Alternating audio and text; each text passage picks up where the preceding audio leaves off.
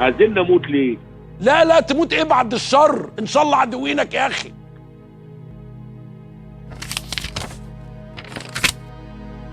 أبوه كان قاسي عليه ورفض فشله، وهاجمه كتير من الفنانين والمشاهير. نال حب الشيخ الشعراوي وتقديره، كمان تم اتهامه بالمتاجرة بفنه، وغاب عن الفن من 2 سنين. فين عادل إمام؟ وهل اتصاب بالزهايمر فعلا؟ يلا بينا نعرف الحقيقة في الفيديو ده.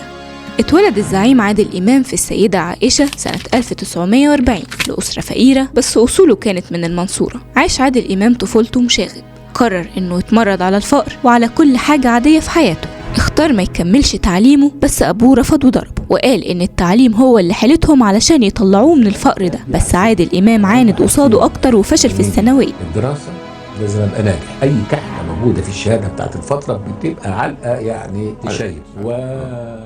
وراح عاش مع خاله، واللي دخل معاه في حالة من التصوف الروحي لغاية ما حس إنه بيبعد عن الدنيا، فبعد عنه وقرر يكمل تعليم أحسن له، واتقبل في كلية الزراعة جامعة القاهرة. ولما دخل الكلية اهتم بالمسرح والتمثيل لحد ما اتعرف. كان أول حاجة يشارك فيها هي مسرحية أنا وهو وهي.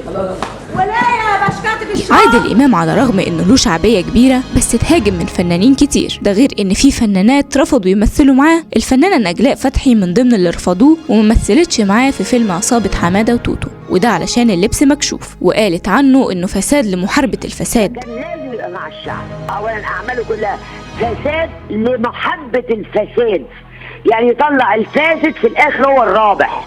برضو أثار الحكيم هجمته لما رفض تمثيل بنته ومراته، وقالت ازاي عايز يبوس السيدات في الأفلام ومش راضي ده على مراته وبنته. أما مريم فخر الدين فشافت إنه ممثل عادي زينا، وهجمت لقب الزعيم اللي اتوصف بيه، وقالت إنه زعيم بس في مسرحيته.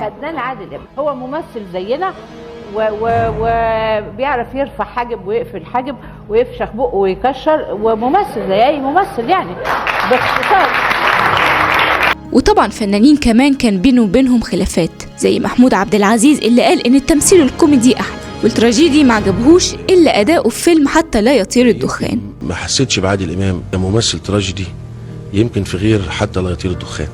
وقام بينهم خلاف بسبب مسلسل رأفت الهجان. القصة بدأت لما عادل إمام عمل مسلسل دموع في عيون وقحة ونجح فيه. بعدها قرروا ينتجوا مسلسل رأفت الهجان، واختاروا ليه عادل إمام اللي رفض الدور. ولما اختاروا بعدها محمود عبد العزيز، الجمهور كان عرف إن اللي هيقدم الدور عادل إمام. طبعا الكلام ده وصل لمحمود عبد العزيز، وكان بداية الخلاف بينهم. الشيخ الشعراوي حب عادل إمام جدا، وقال إنه بيحب النكت المهذبة وبينبسط من عادل إمام في مزاولة الأشياء، وقال عن أفلامه إنها بتضحكه وإنه بيحب مشاكساته. اهتم عادل إمام بالفن واعتبره حياته، بس في ناس كتير اتهمته بالمتاجرة بفنه وإنه بيعمل الأفلام علشان الفلوس، ده غير إنه بيروج لأفكار مش صح وبيفسد العلاقات بين الناس بالفن بتاعه. بس عادل إمام رد وقال إنه راجل مصري عادي بيحب الفن وما بيفهمش غير فيه، بيعيش زي أي واحد في مصر مع مراته وعياله. خليني أقولك إن عادل إمام هو أكتر فنان طلع عليه إشاعات إنه مات، بس هو رد عن نفسه وقال عايزين يموتوني ليه؟